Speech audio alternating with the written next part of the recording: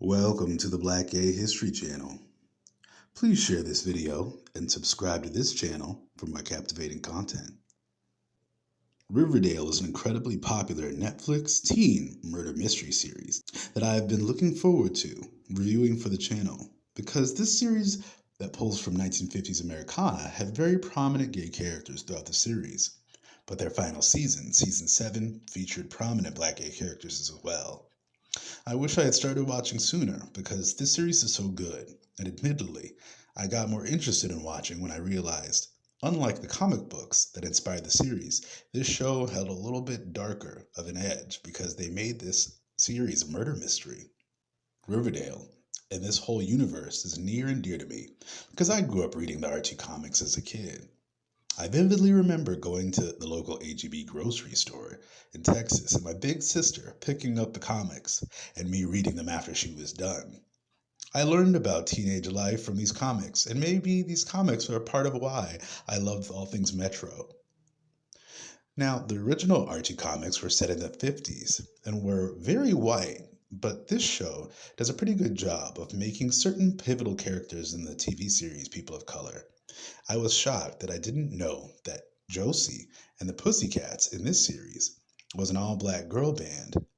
Josie and the Pussycats even had their own comics and movies at the beginning of the millennium, so I can't believe I didn't hear more about them online.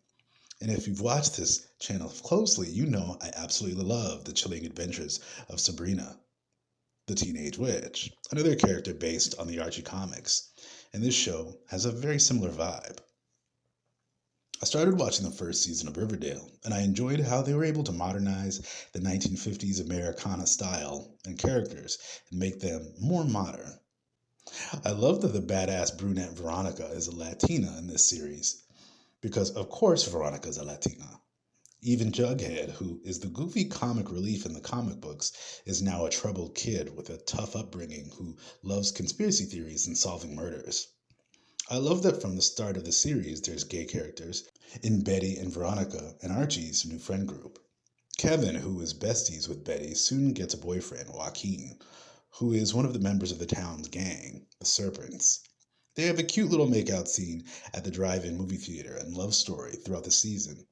But in the 7th season, Kevin links up with another gay student, the colored stud, Clay Walker. I watched the entire first season to get the lay of the land, but then I skipped to the 7th season to get into our black gay stars of the series. The hunky bookworm Clay Walker, played by Canadian actor Carl Walcott, and Tony Topaz, one of the Serpents, played by Vanessa Morgan. Though Topaz is a reoccurring character throughout the entire Riverdale series, Clay is featured as a prominent character in the last season, the season that switches up the flow of the entire show. The first 6 Riverdale seasons take the Archie characters through high school and into college, but the 7th and final season is a time warp where Jughead is transported not only back to high school, but also back to the 1950s when the original Archie comics takes place. Only Jughead realizes the town has been taken back in time, and he seeks to get back to the present. Both Clay and Topaz are in the Black Athena Literary Club, where they read and discuss black authors and discuss race relations in the 1950s. Topaz even teases Clay that he must have a crush on James Baldwin the way he always brings him up and highlights his work. I love that despite this season being set in the 1950s, there are so many cultural references to black gay icons, driving home the message that we've always been here.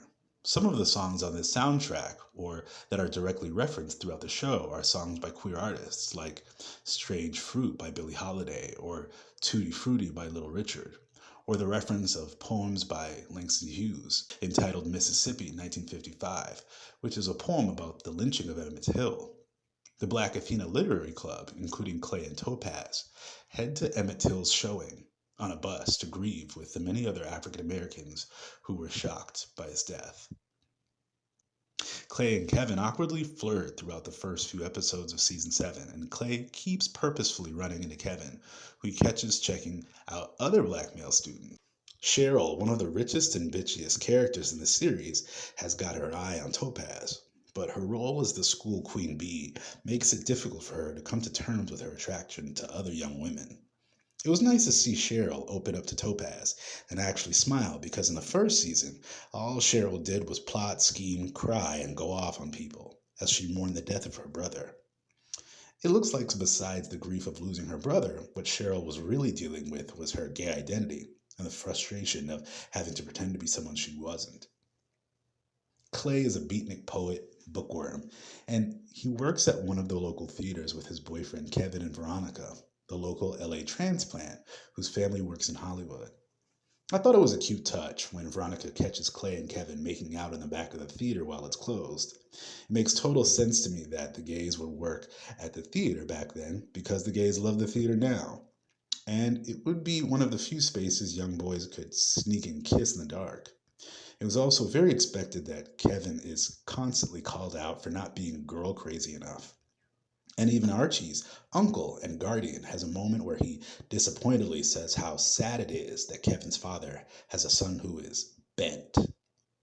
Archie wasn't vibing with his uncle's homophobia, but this also clearly points to the fact that being gay is nothing new. The terms might change, but gay teens were always being othered and picked on, even in the 1950s.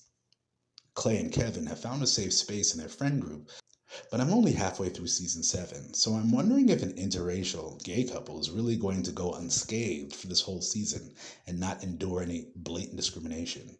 There's even an episode where the boys at school try to pressure Kevin to sleep with a sex worker to prove his manliness. But when Archie admits that he's a virgin, Kevin aptly asks why he's the one being pressured to sleep with an older woman if Archie's a virgin too. But we all know the reason.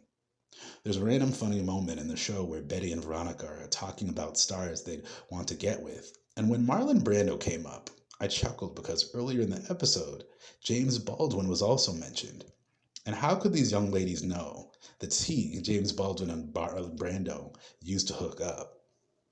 Though this show was obviously leading into the best parts of the 1950s, like having an integrated school and multiple interracial gay couples, we know that life was likely much harder for most black gay teens in that day. But our black gay teens and young people during this era were very much a thing and throughout a few schools in the 1950s and 60s. Some icons I've mentioned on this channel were openly themselves during and even before this era, like Ruth Ellis, Francois Clemens, Bayard Rustin, or Norris B. Herndon, who lived openly gay throughout the 1940s, 50s, and 60s as young people. I'm excited to keep watching the antics of all the kids of Riverdale, and I'm glad we got to see such a cute love story from Clay and Kevin and Topaz and Cheryl. Have y'all watched Riverdale yet? Sound off in the comments.